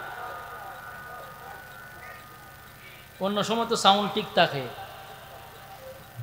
মাইকম্যান 10 মিনিট সময় দিব, আরো এরপরে কিন্তু ঘূর্ণিঝড় শুরু হইব তোমার উপরে। সময় দিতাছি তোমার, সাউন্ড ঠিক করো। মাইকম্যানের দোষ নেই তো, কর্তৃপক্ষ এগুলার ব্যাপারে খুব সচেতন থাকা দরকার। ওয়াজ হইব মাইক দিয়া, এখন যদি প্যান্ডেলও শুরু, ওই চেয়ারে যারা বসে রয়েছে এরাই আওয়াজ শুনে না, তাহলে কি আয়োজন করছে বলে? কি মাইকম্যান আনছে আমার বলেন, আর কি সেটিং করছে যে প্যান্ডেলই আওয়াজ যায় না? তো অত্যন্ত দুঃখজনক। আচ্ছা, ওনাকে আরো 10 মিনিট সময় আমরা দিচ্ছি, এর ভিতরে মোটামুটি আওয়াজ যায় তো? আচ্ছা, এরপরে উনি কাজ চালাইতেছে। একটা বিষয় আগে আমার সাথে হ্যাঁ না বলবেন, বলুন, এই রবিউল আউয়ালের 12 তারিখ কি রাসূলের আগমন শুধু না ওফাত? বিশ্বাস করেননি? ওফাতুন নবী নিয়ে কোনো ইখতিলাফ নাই। তাহলে শুধু আসার কথাটাই কেন বারবার বলি? রাসূল যে এই তারিখে বিদায় হয়েছে এই কথাটা তো একবারও শুনি না। তার একটা কারণ আমি বের করছি, যে আসাটা হলো আনন্দ, যাওয়াটা হলো ব্যতীত। যাওয়াটা ব্যতীত। তো কেউ যদি যাওয়ার আলোচনা করে যে এই তারিখ রাসূল দুনিয়ার থেকে বিদায় হয়েছে, তাহলে কি আর আনন্দ করা যাবে? এই জন্য যাওয়াটারে গোপন রাখা হয়, আর আশাটারে এটারে হাইলাস করা হয়, হাইলাস করে মানুষের কাছে পৌঁছানো। দুটোটা বলবেন যে রাসূলের আগমন এবং ওফাতুন নবী দুটোটা একসাথে। রাসূল দুনিয়াতে আসছে, আমরা খুশি না বেজা? অনেক কয় আমরা বলে বেজা। বেজান নয়, আসমান খুশি, জমিন খুশি, সূর্য চন্দ্র গ্রহ নক্ষত্র পাহাড় পর্বত সাগর নদী নালা খাল বিল কীট পতঙ্গ সৃষ্টি জগতের সবাই খুশি রাসূল দুনিয়াতে আসার কারণে। কেন মিথ্যা অপবাদ দেওয়া হয়? রাসূল আসার কারণে সবাই খুশি, সৃষ্টি জগতের সমস্ত মাখলুকাত আসার আনন্দে আনন্দিত। দিন বলছে আল্লাহর কাছে, আল্লাহ আপনি আমার মধ্যে রাসূলকে দেন। রাত বলছে আল্লাহ আপনি আমার মধ্যে দেন। রাত আর দিনকে খুশি করার জন্য আল্লাহ সুবে সাদিকের সময় রাসূলকে পাঠাইছে। সুবে সাদিক দেখবেন কিছু অংশ রাত্রের, কিছু অংশ দিনের, এই সময়টাতে রাসূলকে পাঠাইছে। তো রাসূল আসার কারণে দিন খুশি, রাত খুশি, আসমান জমিন খুশি, আল্লাহর মাখলুকাত খুশি। আমি যদি খুশি না হই তাহলে এতে কি রাসূলের সম্মান কমে যাবে? আমার মতো এক কটায় আর যদি আল্লাহর রাসূলের আশায় খুশি না হয়, আমার ধ্বংস, কিন্তু রাসূলের সম্মান কমবে? যেন এটা ভুল ধারণা, সবাই খুশি। রাসূল সাল্লাল্লাহু আলাইহি সাল্লামের জীবনীটা 63 বছর। কত বছর ছিলেন? 63 বছর। প্রতিটা কথা আলোচনা মনোযোগ সহকারে শ্রবণ করবেন। কেন বলছি? বালিশের সঙ্গে মাথা লাগায় আবার বাড়িতে গিয়ে কথাগুলির অ্যানালাইজ করবেন। কি বলছি আগে মনোযোগ দিয়ে শুনবেন, এরপরে আলোচনা করবেন, সমালোচনা করবেন। না আপনি বুঝেন কম, লাফান বেশি, তাহলে আপনার সাথে আমার কোনো ওয়াজ নাই। আপনাকে বুঝতে হবে। আজকে যার যার মোবাইলে সে মনে মনে রেকর্ড করেন যে কি কয় শুনি, আসলেই কি আশরাফি রাসূল বিরোধী, ওলি আল্লাহ বিরোধী? এটা আজকে মনোযোগ দিয়ে শোনা দরকার। এক বেচারা বলছে যে আপনার খান তো সিলে নিয়ে গেছে, আপনি খানও হাত না দিয়ে একটু দূর মারছেন। এটা যেমন বুখামি। মানুষ বলে অমুক হুজুর তমুক হুজুর তো ওলি আল্লাহ মানে না, রাসূল মানে না, আপনিও শুরু করলেন গালাগালি। এটাও তেমন বুখামি। মনোযোগ দিয়ে শুনতে হবে। যা বলবো আজকে খালি মনোযোগ দিয়ে শুনবেন। রাসূলের শান মান আপনারাও বলেন, আমরাও বলি, মনোযোগ দিয়ে আজকে শুনবেন। এক নাম্বার কথা হলো আগে মনোযোগ দিয়ে শুনতে হবে। রাসূলের জীবনীটা কত বছর? 63 বছর। এই 63 বছরটাকে 3টা ভাগে ভাগ করা হয়। এর মধ্যে 40 বছর কোরআন নাজিলের আগ পর্যন্ত। কোরআন নাজিল হওয়ার পরে 2টা ভাগে ভাগ করা হয়েছে। একটা হলো মাক্কি আর একটা হলো মাদানী। কোরআন নাজিলের আগে 40 বছর হলো ক্বাবলান নবুয়ত। এই 40 বছরের ভিতরে রাসূল আদেশ করেন নাই, নিষেধ করেন নাই, নীরব ভূমিকা পালন করছে। বাকি রইল 13 বছর মাক্কি জিন্দেগি। এই 13 বছরের অধ্যায়টা পরে দেখবেন এখানে শুধু এক চাটিয়া নির্যাতন সহ্য করছে, এক চাটিয়া মায়ের খাইছে, প্রতিবাদ করে নাই। বাকি 10 বছরের জিন্দেগি মাদানী, সেই সময় শুধু মায়ের খাইছে না, মায়ের দিছে। কথা হয় না, খালি মায়ের খাইছে না মায়ের দিছে? কুবা শামসুর মতো পরে কুবাইছে। খালি মায়ের খাওয়ান ইসলামে না মায়ের দেওয়ানো? 13 বছর শুধু নির্যাতন সহ্য করে গেছে, এক ছাটিয়া নির্যাতন করছে। প্রতিবাদ করে নাই কেন? আল্লাহ বলেন নাই, প্রতিবাদ করেন নাই। 10 বছর পরে ইসলামিক রাষ্ট্র কায়েম করছে, মায়ের খাইয়া না, মায়ের দিয়াও। তাহলে 3টা অধ্যায়ের প্রথম 40 বছর গেল দিনের দাওয়াত দেন নাই। দাওয়াত দিলেন কত বছর? 23 বছর। বলুন, দাওয়াত দিলেন কত বছর? 23 বছর। দাওয়াত দিলেন না কত বছর? 40 বছর। তাহলে রাসূলের জীবন এটা হলো 63 বছর। জীবনের একটা বেশি অংশ চলে গেছে দাওয়াত ছাড়া। আর 23 বছর মায়ের খাইলেন, 13 বছর পরের 10 বছর গিয়ে ইসলাম কায়েম হইল রাষ্ট্রীয়ভাবে। প্রশ্ন হইল 40 বছর রাসূল চুপ ছিল কেন? জানা দরকার না। জীবনের বড় একটা অংশ গেছে চুপ, কোনো আদেশ নাই, নিষেধ নাই। এখন 40 বছরটা যদি আপনি একটু অ্যানালাইজ করেন, একটু স্টাডি করেন, তাহলে দেখেন 40 বছরের ভিতরে আমার রাসূলের একটা শত্রুও ছিল না। এই করমপুরের ভাইয়ারা, প্রতিটা কথা মনোযোগ দিয়া শুনবেন এবং বুঝলে হ্যাঁ বলবেন, না বুঝলে না বলবেন। আওয়াজ দিতেইব, মাইকের আওয়াজ তা হোক আর না তাও, কিন্তু আপনাদের আওয়াজ থাকতেইব। ওই আওয়াজ বাড়ছে। আমি একটা জিনিস বুঝি না, আমরা এদিকে আসলে এরা এই আওয়াজগুলি নিয়ে এরকম করে কেন? কিন্তু গানও লাগাই দিলে তো আওয়াজ কমে না, তখন তো মঞ্চ শুদ্ধ খাপে। এটা হিসাব আমি মিলাইতে পারি। এখন দেখেন 40 বছর বেশি অংশ চলে গেল দাওয়াত ছাড়া। ঘটনাটা কি? আপনি মনোযোগ দিয়া যদি 40 বছর রিসার্চ করেন তাহলে অনেক কিছু পাইবেন। 40 বছর পরে রাসূল যখন মানুষের সামনে দাঁড়ায় বলল যে আজকের পর থেকে আমারে তোমরা মুহাম্মদ বলবা না, আমারে বলবা মুহাম্মাদুর রাসূলুল্লাহ সাল্লাল্লাহু আলাইহি ওয়াসাল্লাম, এই ঘোষণাটা কত বছর পরে দিছে? হ্যাঁ, 40 বছর। কিন্তু রাসূল যে নবী হবে এটা কিন্তু আদম নবী হওয়ার আগের থেকে আল্লাহ সিদ্ধান্ত নিয়ে রাখছে। এটা আহলে সুন্নাত ওয়াল জামাতের আকীদা, ইয়াদ রাখবেন। কিন্তু আমি আজকে আমাদের আকীদাটা আপনাদের সামনে একবারে ক্লিয়ার করতে চাই। যারা আমাদেরকে নিয়ে বিভিন্ন সমালোচনা করেন মনোযোগ দিয়ে শুনবেন। আমাদের রাসূল যে নবী হবে এটা কি 40 বছর পরেই সিদ্ধান্ত, না আদম নবী দুনিয়াতে পাঠাইবার আগে সিদ্ধান্ত? এটা আমাদের আকীদা। তো রাসূল ঘোষণা দিয়েছেন 40 বছর পরে। 40 বছর পরে একটা জায়গায় দাঁড়ায় বলছে, শুনো, আজকের থেকে শুধু মুহাম্মদ না, মুহাম্মাদুর রাসূলুল্লাহ। আর আজকের পর থেকে তোমরা, স্পষ্ট ঘোষণা দিছে, লা ইলাহা ইল্লাল্লাহ মুহাম্মাদুর রাসূলুল্লাহ সাল্লাল্লাহু আলাইহি ওয়াসাল্লাম। আল্লাহ ছাড়া কোনো মাবুদ নাই, কোনো ইলাহ নাই। আর আমি মুহাম্মদ নয়, আমি আজকের থেকে হলাম মুহাম্মাদুর রাসূলুল্লাহ সাল্লাল্লাহু আলাইহি ওয়াসাল্লাম, আমি আল্লাহর বান্দা এবং রাসূল। সুবহান। কত বছর পরে ঘোষণা দিছে? 40 বছর। এখন 40 বছর পরে যে রাসূল বলছে আমি রাসূল, আমি নবী, এখন স্বাভাবিক এলাকার মানুষ যারা জরু হয়েছে এরা বলতে পারে যে আপনি নবী যে হঠাৎ করে বইলা ফেলাইলেন, কেমনে নবীটা হয়েছেন আপনি? বলতে পারেনি? এ কথা কই না দি বুঝেন।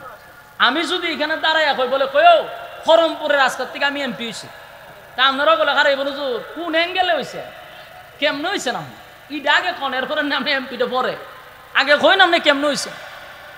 প্রশ্ন করবেন না আপনারা? এটা আওয়াজ দিয়ে।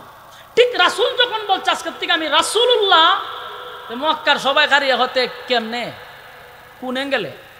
সারা জীবন ডাকলাম মোহাম্মদ আব্দুল্লাহর পুত্র, এখন তুমি রাসূলুল্লাহ হয়ে গেলা, কেমনে হইছ? ঠিক রাসূল সাল্লাল্লাহু আলাইহি সাল্লাম বলেন আমি নবী কিভাবে হইছি এটা যদি তোমারে আমারে জিজ্ঞাসা করো তাহলে আমি নবী বলবো 40 বছর রিসার্চ করো। বুঝা ঠিক কই? রাসূল যে নবী হওয়ার যোগ্য এটা 40 বছর রিসার্চ করলেই তোমরা পেয়ে যাইবা। তাহলে 40 বছর তো নীরব ছিল, তাহলে 40 বছর রিসার্চ করে কি পাইবো? বলে এই নীরবের ভিতরে আমি যে নবী হব এটা ওই 40 বছর রিসার্চ করলে পাওয়া যায়। যে আমি যে নবী হওয়ার যোগ্য এটা 40 বছর স্টাডি করলেই তোমরা পাইয়া যাইবা যে আমি নবী হওয়ার যোগ্য। এখন আসুন 40 বছর নীরব থেকে নবী হওয়ার যোগ্য কেমনে হইল এটা আমরা একটু আলোচনা করি। আপনারা শুনতে রাজি নেই? আমাদের রাসূল সাল্লাল্লাহু আলাইহি সাল্লাম 40 বছর নীরব থাকার ভিতরেও নবী হওয়ার যে যোগ্য অর্জন করছে এটা 40 বছর রিসার্চ করলে পাওয়া যায়। ভাই আল্লাহর হস্তে মাইকটা ঠিক করেন তাড়াতাড়ি, মাটি খাটতা যে আমি এত কষ্ট হইতেছে। তো 40 বছর রিসার্চ করলে কিভাবে পাওয়া যায়? নবী হইতে যতগুলা কোয়ালিটি দরকার, যতগুলা গুণের দরকার, সব 40 বছর আপনি তালাশ করলে সব পাইবেন। দেখেন আমার রাসূল দুনিয়াতে আসার বহু আগ থেকে রাসূলের প্রচার প্রসার কিন্তু চলতেছিল। কথা বুঝুন না আপনারা? রাসূল আসার বহু আগ থেকে প্রচার প্রসার চলতেছে। শুধু প্রচার প্রসার না, অলৌকিক বহু ঘটনা রাসূল দুনিয়াতে আসার আগ থেকে শুরু হয়ে গেছে। এখন 40 বছর রিসার্চ করলে নবী হওয়ার যে যোগ্য এটা কেমনে বাই করবো আমরা? আসুন আমরা একটু আরো আগে যাই, তাহলে বুঝতে সুবিধা হবে। মনের যত ভুল ধারণা আছে এগুলো যেন আজকের আলোচনায় ভেঙে যায় ইনশাআল্লাহ। রাসূলকে যখন বলল আমি রাসূলুল্লাহ, তখন মক্কার মানুষরা কি বলছে যে আপনি রাসূল কিভাবে হইছেন? রাসূল বলে আমি রাসূল কিভাবে হইছি, কেমনে হইছি? 40 বছর আমার জীবন ইতিহাস তালাশ করো। আমরা যে মিলাদুন নবী বলি, মিলাদ শব্দের অর্থ হলো জন্ম, মিলাদুন নবী মানে আমাদের নবীর জন্ম। 40 বছরের জীবনী ইতিহাস কি বলা হয়? মিলাদুন নবী মানে রাসূলের জন্ম নিয়ে আলোচনা। এখন এই 40 বছর তো নীরব ছিল, নীরব তাহার ভিতরেই নবুয়ত কিভাবে পাইল এটার প্রশ্নের উত্তর 40 বছরের ভিতরে আছে। এই কথাগুলো আপনার শোনা দরকার আছে নি? কি সুন্দর একটা সাউন্ড আসছিল, মোটামুটি কি করলাম ওই গান আওয়াজ জানিও। আচ্ছা ঠিক করেন। এখন শুনেন তো 40 বছর কি করলেন একটু মনোযোগ দিয়ে শুনেন। এর আগের থেকে যদি আমরা শুনি, রাসূলের বাবা ছিল আব্দুল্লাহ, রাসূলের দাদা ছিল আব্দুল মুত্তালিব, আর বাবা ছিল আব্দুল্লাহ। তো রাসূলের দাদা ছিল ওই খানায় কাবার মুতাওয়াল্লি। তো তখনকার মানুষ কোনো কিছু সমস্যা করলে দাদার কাছে যাইতো, ওই আব্দুল মুত্তালিবের কাছে। বৃষ্টি না হইলেও গিয়া হইতো যে আপনি কন্যা একটু বৃষ্টির লেগিয়া। তে আল্লাহ এই রাসূলের দাদা খানায় কাবার উসিলায় দোয়া চাইতো, আল্লাহ বৃষ্টি দিত। তো আব্দুল মুত্তালিব একদিন চতুর্দিক দিয়া মানুষ আয়া ওনারে ঘেরাও করে রাখছে, বলতেছে আপনি তো খানায় কাবার মুতাওয়াল্লি, অথচ জমজমরা এতদিন ধরে বন্ধ হয়েছে, আপনি এই ব্যাপারে কোনো পদক্ষেপ নিলেন না, আপনি মুতাওয়াল্লি হয়েছেন, জমজম বন্ধ কেন? তো উনি চিন্তা করে গেল যে আমি মুতাওয়াল্লি অথচ জমজমরা বন্ধ, কিভাবে জমজম চালু করা যায়? তো উনি একদিন দোয়া করছে, আল্লাহ আপনি যদি জমজমটা চালু করে দেন তাহলে আমার সন্তান আছে 11 জন, একজনরে আল্লাহর রাস্তায় জবাই করে দিব। এই মান্নত যখন করছে তখন একদিন জমজম চালু হয়ে গেছে, জমজম চালু হয়েছে। আমাদের সমাজের একটা অভ্যাস দেখবেন, আমরা স্বার্থ ফুরাইয়া গেলে পরে আর কিন্তু ইয়াদ থাকে না। জমজম তো চালু হয়েছে কিন্তু সন্তান আর আল্লাহ রাস্তায় জবাই করে না। তো ওনারা স্বপ্নে দেখানো হচ্ছে যে তুমি তো ওয়াদা দিছিলা তোমার একটা ছেলেকে কুরবানি দিবা, এখন যে দেও না 11 ছেলের উপরে কিন্তু বিপদ আসবে। তো স্বপ্নে দেখে ঘুমতে উঠে দৌড়াইয়া গেছে তাওরাতের এক আলেমের কাছে, ওনার নাম ছিল ওয়ারাকা বিন নাউফেল। গিয়া হয় কয়েও স্বপ্নে তো এই দেখছি, আমি তো মান্নত করছিলাম, তো এখন তাওরাতের আলেম হইতে মান্নত করছো জবাই করো না কেরে, ওইটা কেমনে করি? তোমার সন্তানের মধ্যে যে কোনো একজনটা জবাই করো। তো 11 জন সন্তানরে লইয়া বসছে, বইয়া হইল আমি তো মান্নত করছিলাম একজনরে আল্লাহর রাস্তায় জবাই করো, তোমরা খেয়ে রাজি একটু বলো, কেউ রাজি হইব? কথা কই না দি? 11 জন ছেলেই বলতেছে বাবা আপনি কি আমার নাম বলছিলেন? না। তাহলে আমি যাই। আর একজন বলে বাবা আপনি আমার নাম বলছিলেন? বলে না। তাতে আমিও যাই। যাই যাই কইতে কইতে 10 জন গেছে, রয়েছে একজন, ওনার নাম হলেন আব্দুল্লাহ, ছোট। কিন্তু বাপের নিয়ত হইল সবাইরে জবাই করতে পারি, কিন্তু আব্দুল্লাহরে জবাই করি কেমনে? ছোট ছেলে, ভদ্র নম্র, খুব স্নেহের, তাই আব্দুল্লাহরে জবাই করতে চাইল না। পরবর্তীতে গেল আবার আলেমের কাছে, তাওরাতের আলেমের কাছে, গিয়া বলল এখন আমার ছেলে 11-10টাই রাজি না, আব্দুল্লাহ ছোট, এরে কুরবানি দিই কেমনে? তাওরাতের আলেম বলল যেহেতু এ ছোট আছে প্রতিবাদ করবে না।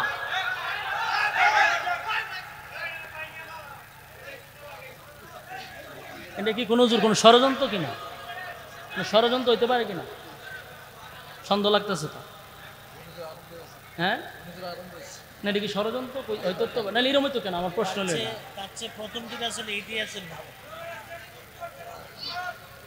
আমার সময় কেন এরকম করবো?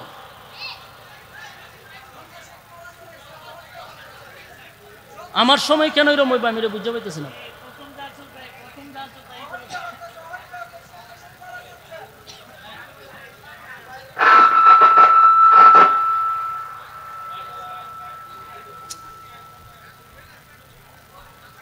ভাই এরকম করেন না, প্লিজ সাউন্ডটা ঠিক করেন, সাউন্ডটা ঠিক করেন, সাউন্ডটা ঠিক করেন। রেসু এ কথা আরো তারে কিছু সময় আমরা দিতেছি। বসেন, বসে যান। আব্দুল্লাহকে জবাই করতে বাবা চাচ্ছিল না। এক পর্যায়ে তাওরাতের আলেম বলল যেহেতু তোমার বাকি সন্তান রাজি হচ্ছে না, এ যেহেতু প্রতিবাদও করতে পারতো না, এরে জবাই করে দাও। সিদ্ধান্ত নিল আব্দুল্লাহ রাসূলের আব্বারে জবাই করবে। খানায় কাবার সামনে দাঁড় করাইছে, তরবারি হাতে নিয়ে আব্দুল্লাহরে জবাই করবে।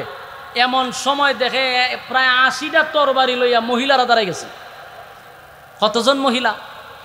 80 জন মহিলা, যুবতী, রূপসী, কুমারী মেয়েরা 80টা তরবারি লেখা রয়েছে। হারিয়া আব্দুল মুত্তালিবের গলার ধারে গিয়া কয় যদি আব্দুল্লাহরে জবাই করো মক্কাতে আগুন লাগাই দিব। তোমার বাকি 10টারে জবাই করো, কোনো বাধা নাই, কিন্তু আব্দুল্লাহরে জবাই করতে দিব না। কারণ আব্দুল্লাহর চেহারা দিকে ব্যবসা করতে গেলে আমরা ব্যবসার বরকত হয়। আব্দুল্লাহকে আমরা জবাই করতে দিব না। ফরসিনে আব্দুল মুত্তালিব বিপদ, জবাই তো করতে পারলো না। আন্দোলন শুরু হয়ে গেছে, মহিলার আন্দোলন করতেছে। শেষ পর্যন্ত আবার গেছে তাওরাতের আলেমের কাছে, বলে গেছিলাম তো কুরবানি দিতাম, কিন্তু হন্দি মাইয়ারা আন্দোলন করে। শেষে ওরাকে বিন নাউফেল বললো তখন কি করবা? বলে না কোনোভাবে সম্ভব না। তাহলে কি করো? বলে একটা কাজ করো, লটারি মাইরা দাও, একদিকে 100 উট, একদিকে আব্দুল্লাহ। যদি লটারির মধ্যে উট আসে উটকে জবাই করে দিবা, আর যদি আব্দুল্লাহ নাম আসে তাহলে আব্দুল্লাহরে জবাই করবা। দিন তারিখ ধার্য করে আবারও আব্দুল্লাহ সহ এক জায়গায় মানুষ জড়ো হয়েছে। লটারি দিছে, লটারির শুরুতেই আব্দুল্লাহর নাম উঠছে। এখন জবাই করা লাগেনি, মহিলারা চোখ বড় বড় করে চায় আব্দুল মুত্তালিবের দিকে, যে হইছে না।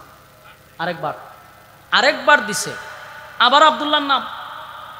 10 বার দিছে, 10 বার আব্দুল্লাহর নাম। 20 বার দিছে আব্দুল্লাহর নাম, 50 বার আব্দুল্লাহর নাম, 80 বার আব্দুল্লাহর নাম। দিতে দিতে 99 বার আব্দুল্লাহর নাম, কিন্তু উঠেন নাম আর উঠে না। এখন আর রয়েছে কয়বার? 100 বার দিতে গেলে আর একবার। এখন তো 100% জবাই হবে। আবার মহিলারা তরবারি নিয়ে দাঁড়াইছে, দাঁড়ায়া ঘোষণা দিতেছে, আব্দুল মুত্তালিব একে একে যদি 10টা ছেলেরও তুমি জবাই করো কোনো দুঃখ ছিল না, কিন্তু আব্দুল্লাহরে যদি 100 বার না 1000 বার আব্দুল্লাহর নাম উঠে, 6000 বার। এখানে তো 99 বার উঠছে। 1000 বারও যদি আব্দুল্লাহর নাম উঠে, ওয়াদা দিলাম আব্দুল্লাহর গলার মধ্যে যদি ছুরি লাগায়া দাও, তাহলে গোটা মক্কা নগরীতে আমরা আগুন ধরায়া দিব। এ মহিলাদের আন্দোলন, মহিলাদের আন্দোলন শুরু হয়ে গেছে। বিপদে পড়ছে আব্দুল মুত্তালিব, যে আর একবার রয়েছে, যদি এখন আব্দুল্লাহর নাম ওঠে তা আমি কি করতাম। 99 বার দিল আব্দুল্লাহর নাম। 100 বারে যখন লটারি টান দিল, তাকায়া দেখে আব্দুল্লাহর নাম উঠে নাই, উটের নাম উঠে গেছে। এখন 100 উট আল্লাহর রাস্তায় জবাই করে দিছে। সুবহান। যুবক ভাইরা আমার, কথাগুলি বলার উদ্দেশ্য হল, রাসূল দুনিয়াতে আসার আগেই তো অলৌকিক ঘটনাগুলি ঘটছে। তাই 40 বছরের জীবন লাড়াছাড়া করার আগে আসুন নবীর জন্মের আগের ঘটনাগুলিও যদি বলি, তাহলে আপনাদের কাছে আরো শুনতে সহজ হবে। আব্দুল্লাহ রাসূলের আব্বা আস্তে আস্তে বড় হইতে লাগলো। গোটা মক্কা নগরীর মধ্যে সবচেয়ে লাজুক প্রকৃতির ছিল, মানে খুব লজ্জা পাইতো। গোটা মক্কা নগরীর যত মেয়েরা ছিল, যুবতী মেয়েরা আব্দুল্লাহর জন্য পাগল ছিল। এখনকার ছেলেরা মেয়েরা টিজিং করে, ঠিক না? একটা মাইয়া স্কুল থেকে বাড়িতে গেলে রাস্তার পাশে দেখবেন কতগুলা আগার ট্যাং বগার ট্যাং, কতটা দেখবেন চুল এমনি রয়েছে, ইগানদা চুল নাই, খানের মধ্যে দুল, এই হিরুঞ্চির মতো ভিসে দিয়ে মাইয়াগুলারা ডিস্টার্ব করে। কথা কোন ঠিক? আপনি আমার মেয়ে সন্তান স্কুলে গেলে আমরা নিরাপদ না, কারণ ফুলা মানে ডিস্টার্ব করে। তখন মাইয়ারা ডিস্টার্ব করতো আব্দুল্লাহরে। কথা বুঝতেছে? সব মেয়েরা পাগল ছিল আব্দুল্লাহ। চতুর্দিক দিয়ে আব্দুল্লাহর জন্য বিবাহের প্রস্তাব আসে। ছেলে হইল একটা, বিয়ার প্রস্তাব যায় 100টা। এর মধ্যে একটা মেয়ের নাম ছিল মরিয়ম, তার বাবা ছিল ওয়ারাকা বিন নাওফেল, তাওরাতের আলেম, ধনাঢ্য একজন মেয়ে, বাবার অটাল সম্পত্তি ছিল। এই মরিয়ম আব্দুল্লাহ রে রাস্তার মধ্যে পাইলি দাঁড়ায়া বলতো, আব্দুল্লাহ রে তোর ভাই হইল 10 জন, তোর বাবা 10টা ছেলে 11টা ছেলে জন্ম দিছে, সম্পত্তি কি আছে, ভাগ করলে কিছুই পাবি না। বরং তুই যদি আমারে বিবাহ করস, আমি আমার বাবার একমাত্র কন্যা, আমার যত সমস্ত সম্পদ আছে তোর নামে সব আমি দিয়া দিব। তোমার আব্বারে বলো আমার সঙ্গে যেন তোমার বিবাহ দেয়। প্রতিদিন রাস্তার মধ্যে মেয়েরা ডিস্টার্ব করে। আব্দুল্লাহর বাবার কাছে, আব্দুল মুত্তালিবের কাছে প্রতিদিন বিবাহের প্রস্তাব যায়। একটা সময় আব্দুল মুত্তালিব চিন্তা করলো, মেয়েদের ইফটিজিং আর সহ্য করার মতো না।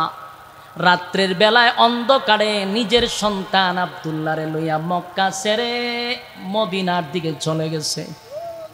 মদিনায় গেছে, ছেলে লইয়া ফলাইয়া গেছে, কারণ মাইয়া ভানে যে ডিস্টার্ব শুরু করছে। মদিনায় আবার আব্দুল মুত্তালিবের একজন বন্ধু ছিল, দুইজন একসাথে ব্যবসা করতো। তো ব্যবসার সুবাদে দেখছে যে ঘরের ভিতরে একটা যুবতী মাইয়া আছে। চিন্তা করছে মাইয়াটা তো সুন্দর, আমার ছেলেও সুন্দর, বিয়া যদি করানে লাগে আমার বন্ধুর মাইয়ার সাথে বিয়া করাম। এটা আগেই টার্গেট রাখছিল। ওই রাত্রের বেলা ছেলেরে লইয়া মদিনায় গেছে। দেখো দোস্ত, আমি তো আইসি মক্কার থেকে রাত্রের বেলায় ফলাইয়া। বলে কেরে? বলে ছেলে একটা, বিয়ায় 100টা, মাইয়া ফানের যন্ত্রণায় ফুলা লই আইছি। অনিয়ত করছি বিয়া না করাইয়া আমি আর মক্কায় যেতাম না। তো মাইয়া পছন্দ হয়েছে নি? বলে মাইয়া তো তোরটাই আমার পছন্দ আগের থেকেই।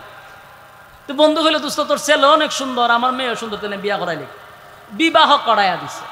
যেই মেয়ের সাথে বিবাহ হয়েছে ওনার নাম হলো আমেনা। সুবহানাল্লাহ। বিয়া হয়ে গেছে। বিয়া টিয়া করার পরে অনেক দিন পরে আব্দুল্লাহরে নিয়ে আবার ওনার বাবা আসছে মক্কায়। ওই দিকে গোটা মক্কার যুবতী মাইয়ারা আব্দুল্লাহরে তালাশ করতে করতে পাগল হয়ে গেছে। আব্দুল্লাহ গেল কো?